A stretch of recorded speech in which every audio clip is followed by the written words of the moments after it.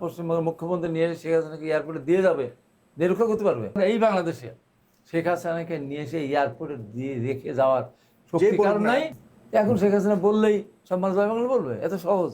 আমার প্রশ্ন হলো যে বর্তমান যে সরকার এসছে ক্ষমতায়, এখন ধরেন বিএনপির পরিবর্তে অন্য কোন দলের রাষ্ট্রপতি দল তো ছিল এবং শেখ হাসিনা পারতো না বলেই তো আমরা আপনারা সবাই সমালোচনা করেছি, তাকে বিদায় করে দিয়েছে দেশ থেকে। এখন আপনাদের সময় আমাদের এখানে তো কেবল তো আমরা আসলাম এবং সদ্য নির্বাচন হলো ভারতে, এবং এখানে এতদিন 15 বছর চলেছে মমতার শাসন। তো মমতার শাসনটাকে আমরা মেনে নিয়েছি, কিন্তু মমতার কার্যক্রমকে মানতে পারে না। আমাদের যেটা সংকট, যে তিস্তা ব্যারেজ, এটা মমতা যদি প্রধানমন্ত্রী না থাকতো, যে মুখ্যমন্ত্রী না থাকতো, আর বিজেপি ক্ষমতা মোদী ছিল, এখানে আজকের যে শাসক বিজেপি যে আজকে মুখ্যমন্ত্রী, এই অবস্থা পড়লে পরে আমাদের মনে হয় বিগত সরকার তিস্তা ব্যারেজটাকে মানে তিস্তা নদীর সমস্যা, যে সমস্যা মনে করতে হতো। মমতা এখানে বেঁকে বসেছিল। মমতাকে কিন্তু বাংলাদেশের মানুষ কিন্তু মমতাকে এদের বন্ধুত্ব মনে করত, দিদি বন্ধু করত, কিন্তু মমতা কিন্তু বাংলাদেশের পক্ষে কাজ করেনি। আজকে তার পরাজয়ে ওই জন্য অনেকে দুই রকম মন্তব্য করছে, যে গেছে ভালো, তার আমাদের তো স্বার্থের বিরুদ্ধে ছিল। আবার যে দলটা এসেছে সেটা তো আমাদের একটা বিশাল একটা মানে ক্ষতিকর একটা বিষয় যা শুরু করছে তারা। এই যে ক্ষমতা আসার পর মসজিদগুলোতে গিয়ে যেভাবে হামলা করছে, মুসলমানদের প্রতি নির্যাতন করছে, বুলডোজার দিয়ে আপনার সমস্ত বাড়িঘর ভাঙচুর করে দিয়েছে মুসলমানদের, এইটা একটা অসভ্যতার শেষ নিয়ে চলে গেছে। ঠিক সেই মুহূর্তে ধরে সীমান্তে দুজন হত্যা করেছে, এবং তারা যে আস্ফালন করতেছে, বিশেষ করে শুভেন্দু যেটা বলেছে যে শেখ হাসিনাকে নিয়ে এসে এয়ারপোর্টে আসবে, কে তাকে ঠেকায়, এই যে কথাটা উনি বলেছেন, বাস্তবে যে আসতেছেন তার আমরা দেখি না কেন? আমরা তো দেখতে চাই। মানে 6 মাসের মধ্যে তিনি দেশে 6 মাসের মধ্যে আসে, সেটা আশা। এবং আপনারা যারা জয় বাংলা বলছেন না বা যারা তার সমালোচনা করছেন, তাদের সবাইকে জয় বাংলা বলাবে এবং নাকে কান ধরে, এইটা অসম্ভব ব্যাপার। এইটা সবাই জয় বাংলা, যখন তার দুঃশাসন ছিল তখনই জয় বাংলা বলবে। এখন সে বলাবে কি করে? তখন তো বলবে। এবং শহীদ রাষ্ট্রপতি জিয়া রহমানকে যদি কেউ স্বাধীনতার ঘোষক বলা হয়, তাহলে তাকে জেলখানা নিয়ে যাবে, তখন তার নিয়ে যাবে, তখন তো মানি নেই। তখন আমি ওই দিনই আমি বাড়িতে গিয়ে বলেছি, সর্বপ্রথম শহীদ রাষ্ট্রপতি জিয়া রহমান নিজে বাংলাদেশ সুপ্রিম অথরিটি হিসেবে করে on behalf of great leader Sheikh Mujibur Rahman বলেছি। তো কি হয়েছে? এখন শেখ হাসিনা বললেই সব মানুষ জয় বাংলা বলবে, এত সহজ? এটা অসম্ভব ব্যাপার। আর যদি মনে করে থাকে ভারতের পশ্চিমবঙ্গের মুখ্যমন্ত্রী নিয়ে এসে শেখ হাসিনাকে এয়ারপোর্টে দিয়ে যাবে, দিয়ে রক্ষা করতে পারবে? রক্ষা করতে পারবে? হ্যাঁ, কখন হতে পারে এটা? এই যে আমরা যারা একসাথে শেখ হাসিনা বিরোধী বা ফ্যাসিস্ট বিরোধী আন্দোলন করেছিলাম, আমাদের মধ্যে যে চরম বৈরিতা সৃষ্টি হয়, আজকে যেটা শুরু করেছে বেশ কিছু বিরোধী দল, আমার আক্তার ভাইয়ের দল, নতুন আক্তার ভাইয়ের দল শুরু করেছে যে সরকারকে ক্ষমতার থেকে সরাতে হবে, এই করবো সেই করে, আওয়ামী লীগকে পেরেছে। তারাই কি পারবে? সরাতে পারবে না। কারণ ওই দল কোনোদিন আন্দোলন করে নাই, কোনোদিনও আন্দোলন করে। বাংলাদেশ জামাত ইসলাম ছাত্র শিবির কোনোদিনও আন্দোলন করে নাই। এরশাদ বিরুদ্ধে 9 বছর আন্দোলন আক্তার ভাই ছিলেন। 9 বছরের আন্দোলনে একটা দিন তাদের একটা লোক মারা গেছে, একটা লোক আহত হয়েছে, একদিনও হয়নি। একটা আপনারা করেছেন আন্দোলন? আমরা করেছি। আমি তো হাসপাতালে সফল আন্দোলন করতে পেরেছিলেন?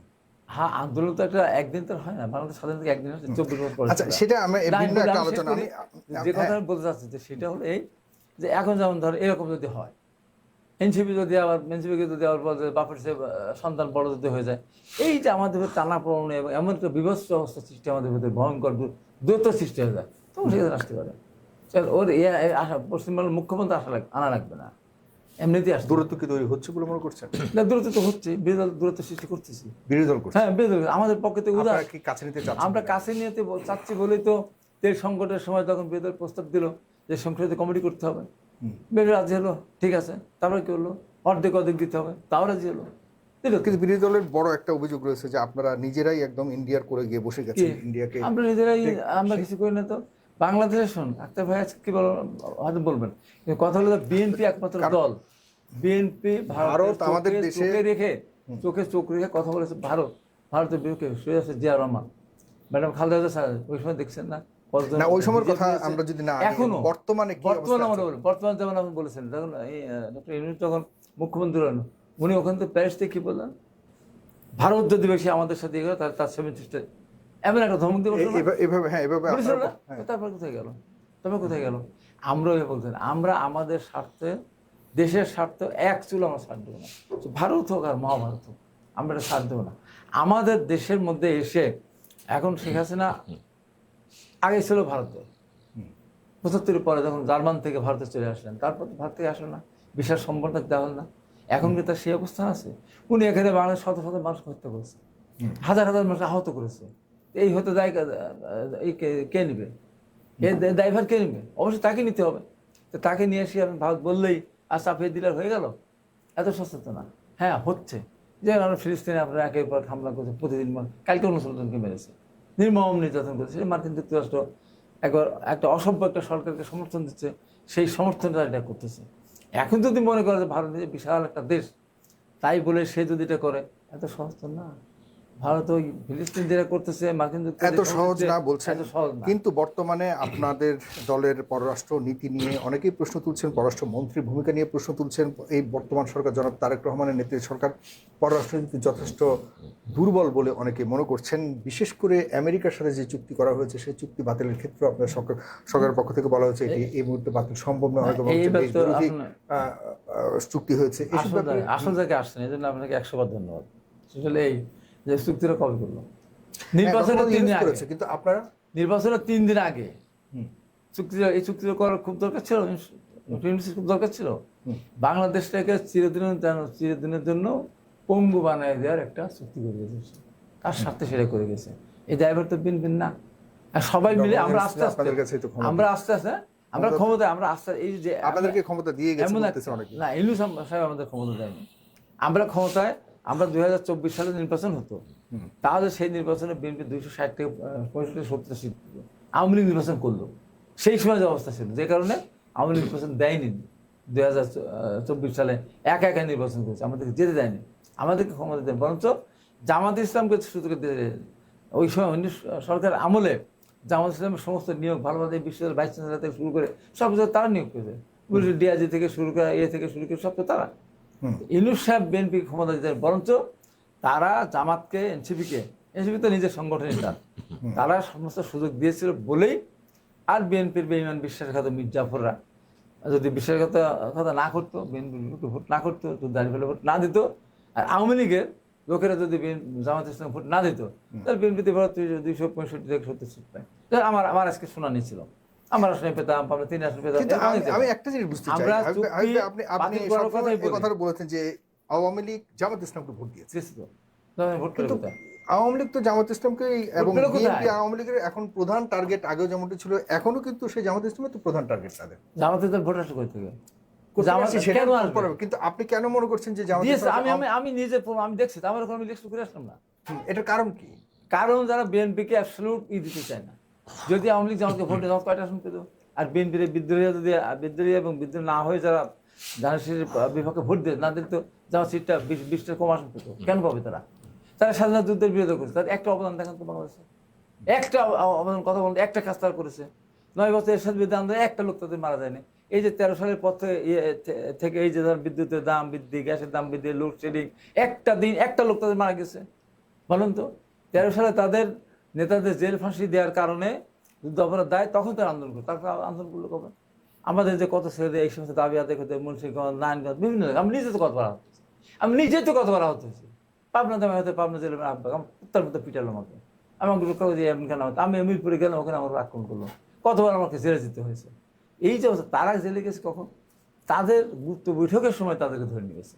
ছাত্রী সংস্থা বলেন, মহিলা সংস্থা বলেন, বা শিবির বলেন, তারা কোন ঢাকা বিশ্ববিদ্যালয় শিবির ভিড় করেছে না। কিন্তু এখন এই যে পররাষ্ট্র নীতির ব্যাপারে দুর্বলতার কথা বলেছে, আমি এক লাইনে শেষ করি। এখানে কি মানে এটার জন্য কোনো কারণ? এখানে আমি শেষ করি। বিএনপি যেদিন সরকার গঠন করলো, তার 11 দিনের মাথায় ইরান আক্রান্ত হয়ে গেল ইসরায়েল এবং আমেরিকা দ্বারা। ঠিক তার কয়েকদিন আগে তার চুক্তি হয়েছে, 3 দিন আগে।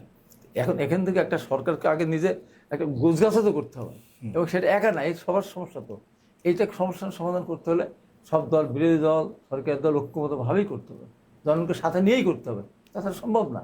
বিএনপি একা করতে যাবে, ওইদিকে বিরোধী দল বলে না ঠিক আছে আজকে আপনাদের, তা হবে না। সবার স্বার্থ এক হয়ে আমরা এই চুক্তি থেকে আমাদের বেরিয়ে আসতে হবে। আপনি তো গরু মাংস আপনি ইম্পোর্ট করার জন্য দোকান মালিককে বলছে, এই গরু মাংসের ভিতরে কি আছে না আছে, খাদ্য আপনি ইম্পোর্ট করতে হবে, সুগারের চর্বি আছে কি না আছে আমরা যাই না। আপনার বাস কেনার পরিবর্তে এখন আপনার বোয়িং কিনতে হচ্ছে, সে কবে আসবে সে বোয়িং, এখন বোয়িং সব কিছু বাতিল হয়ে যাচ্ছে। এই যে অসম চুক্তি একবারে হাত পা পেতে বদন দাসকে যদি সাঁতার কাটতে দেওয়া যায়, সত্যের পক্ষেও দেওয়া যায়, তাও তো সে আগাতে পারবে না, সে যত টেনে যাবে। আমাদের যে অবস্থা করে গেছে, এখান থেকে বেড়ে আসতে হলে অবশ্যই সরকারকে সবাইকে মিলে নিয়ে আস্তে আস্তে ধীরে ধীরে, আজকে যদি আমি বলে দিই যে আমি মানলাম না চুক্তি, তাহলে সেটা তো সরকার ধরুন একটা কঠিন অবস্থা, সরকার গোছগাছ করতে হবে। অবশ্যই আমরা আশা করি ওই চুক্তি থেকে আমাদের বের হয়ে আসতেই হবে, তা নাহলে বাংলাদেশ বাঁচবে না। বাংলাদেশকে বাঁচাতে হলে সেখান থেকে আমাদের সরতে হবে, হয়তো সময় লাগবে, আলোচনা সাপেক্ষে করতে হবে। আর শেষ কথা, যে যেই বলুন না কেন এই বাংলাদেশে শেখ হাসিনাকে নিয়ে এসে এয়ারপোর্টে দিয়ে রেখে যাওয়ার শক্তি কারণ নাই। যেই বলেছে শুভেন্দু বলেছে, আসুক না সে, আসুক না সে এয়ারপোর্টে, আসুক না, দিয়ে যাক না, তা রাখতে পারে কিনা দেখি রাখতে পারে নাকি। ভারতের সেনাবাহিনী আনুক না, আনুক সেনাবাহিনী, দেখি বাংলাদেশের মানুষ কি হয় ভারতের সেনাবাহিনীকে মোকাবেলা করে। এত সহজ না, এত বড় অন্যায়, এত বড় জুলুম এটা